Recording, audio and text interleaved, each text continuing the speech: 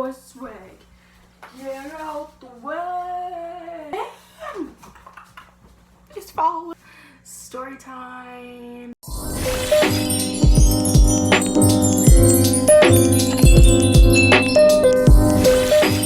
Hello guys, it is Kenny's Corner, and today I'm going to be explaining how I think I had corona.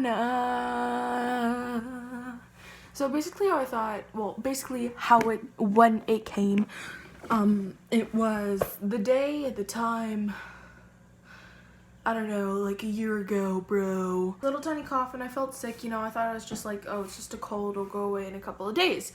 No, this thing lasted like a month.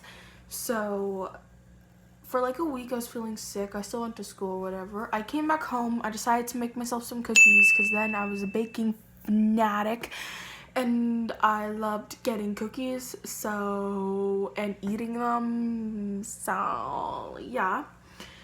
So I decided to do that, and then basically those cookies literally got everyone sick a couple days after. But besides the story, after I was like, oh, I cannot go to school anymore because I was feeling so sick. Kind of got a fever and I was like having the chills and stuff because like I did.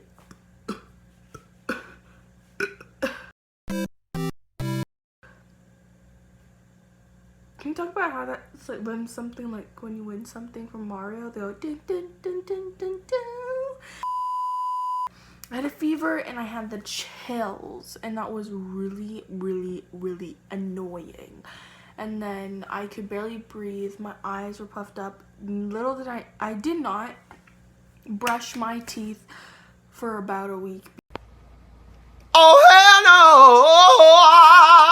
no! Or take a shower because I was so sick. I was like, nope, I'm not getting up. And as soon as I brushed my teeth, like 2 weeks after brushing your teeth, the toothpaste tastes nasty. And basically after that I had very like mucus or whatever. It sounds nasty, but like, the stuff you spit out. Can we just talk about how I sound like a very uneducated child, not knowing what it is when it comes out of your mouth? Obviously, it's mucus, and if I'm wrong, I'm actually stupid. That was coming out really thick, and every time I would cough, I couldn't breathe for like 5 seconds because it was stuck in my throat. And then maybe like one day after, when I was coughing up blood, and I could barely even breathe. Like, this was me breathing. Okay, we get it. Basically, I was breathing like a dying donkey, which the donkey had a horse's foot in its mouth. There you go. That was me breathing, like, the whole time I was sick.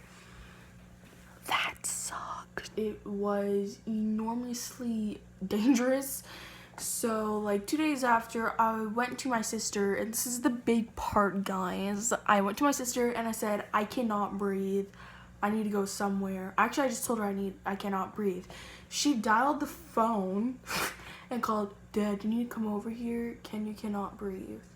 So she gave me this thing. It's like a fish mask, and then it gives you this stuff to help you breathe. But she's like, that was not meant for me, and you'll hear that later on in the story. And she gave me this fish mask, and like my mom used to use it for asthma. And it was over my nose and everything. And then my dad comes, like, can you just calm down? No, I'm not gonna calm down.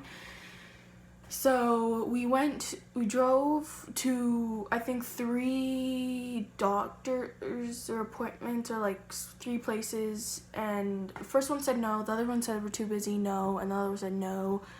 They were all busy. So then we just went to the ER, and because I couldn't breathe, and it was super annoying. Okay, let me explain that. If you guys misunderstood, it's not annoying. It was literally hurting me. And I was sick for about almost a week now with this. I really couldn't breathe that day, and it was like so hard. So it wasn't annoying. It was more like hurting me mentally because I was literally so tired and exhausted, and then it was annoying because I was exhausted and hurting. So yeah. Well, it wasn't annoying, it hurt. So I went to the ER, and then I could barely even walk. Me walking made me feel like I was gonna throw up or something. and it made me so dizzy. I hated walking when I was sick. And my dad was like, why don't you just take a wheelchair? And I was like, I'm not taking a damn wheelchair. I feel like that's just too dramatic. I should have took the wheelchair. I could walk, but I would literally feel like I'm gonna pass out on the floor.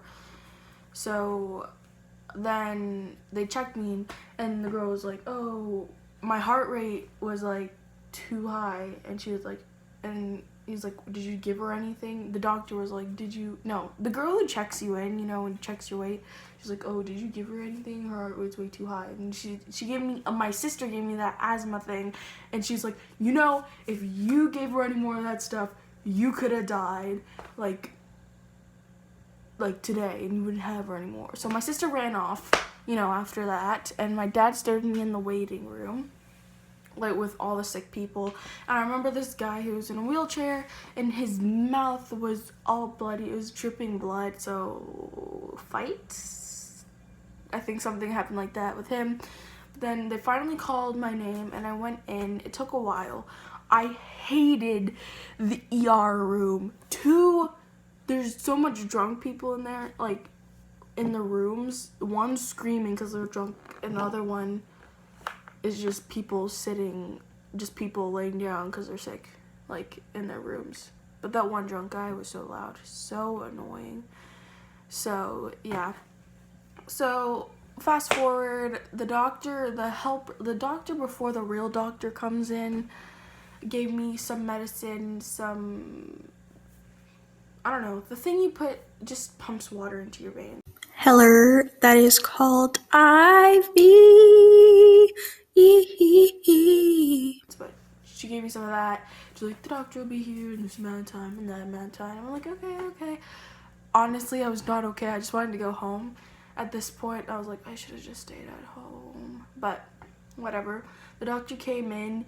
And then he checks my throat with a thing, and he goes so far back with the popsicle stick, and I felt like gagging so much, and I was already feel like gagging before, so that was very annoying. And then I coughed, and he was like, oh, just to make sure, I'm gonna give you some scans, and we're gonna scan you to see if you have any water in your lungs. I forgot what it's called when you have water in your lungs, but just it's with that cough, we just want to make sure you don't have water in your lungs. And I was like, hun, my dad was like, well, you have to do it, so just go and do it.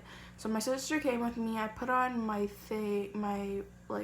gown you have to put on to get it scanned, and then I got scanned, and the scanning came back, and then as soon as the scanning came back, I was good to go. As I got out of there, I was like, finally, I'm out, because I just didn't want to be there anymore. I was there for about 3 hours, just waiting and waiting and waiting just to get checked. And it took a while to get checked. But you know what? I think they just took me in, faster because I had breathing problems and I'm a kid. So it kind of seemed stupid not to bring me in right away.